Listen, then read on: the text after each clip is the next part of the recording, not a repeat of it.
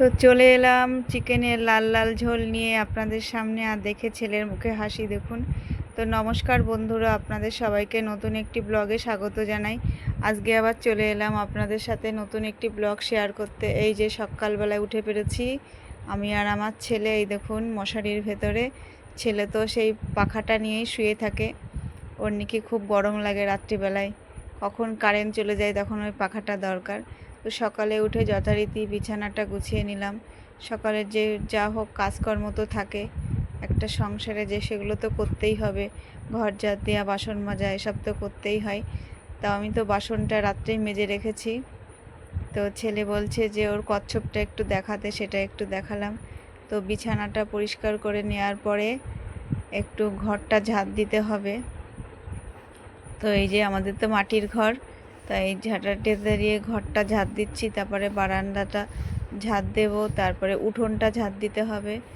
এই যে উঠোনটা ঝাঁট দিচ্ছি। আর বাসন তো বলেইছি আগে যে রাত্রে মেজে রেখেছি, সেই বাসনগুলো রাত্রে মেজে রেখে একটুখানি সুবিধা হয়।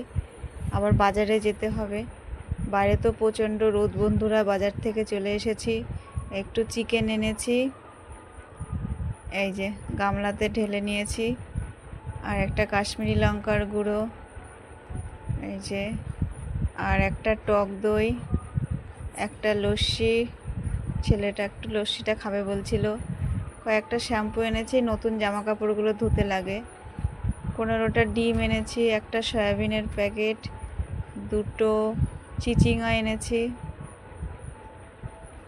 কয়েকটা ভেন্ডি, আর দেখুন 1 কিলো পটল এনেছি, পুরো ডাসা ডাসা পটল।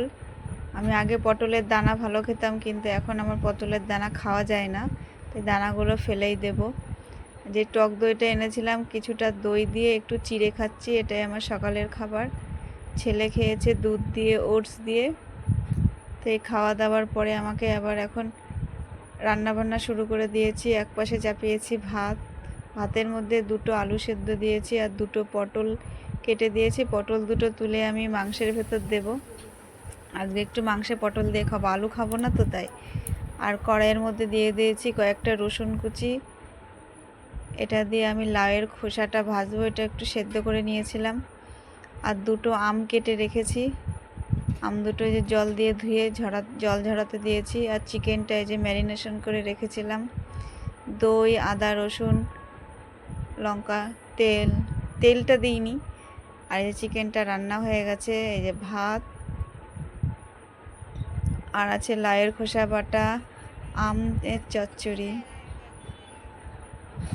লাউয়ের খোসাটা সামান্য একটু নুন দিয়ে, একটু হলুদ দিয়ে, সামান্য তেল দিয়ে, আর এই যে 2টো শসা কেটে নিয়েছি, আর এই যে চিকেনের লাল লাল ঝোল। দেখে তো আমার ছেলের খুবই ভালো লাগছে, ও বলছে খুব লোভ লাগছে দেখে, ওকে তাড়াতাড়ি খেতে দিতে বলছে। আর পটলটা দেখা যাচ্ছে আমি খাবো পটলটা। তো এটাই আজকে আমাদের রান্না বান্না। তো বন্ধুরা, ছেলে দেখে বলছে খুব ভালো লাগছে, তাই আমার জিভ দিয়ে জল বেরোচ্ছে। তো ভিডিওটা ভালো লাগলে প্লিজ লাইক করবেন, কমেন্ট করবেন, শেয়ার করে দেবেন, আমাদের পাশে থাকবেন। দেখা হবে খুব শীঘ্রই নতুন একটা ব্লগে। টাটা।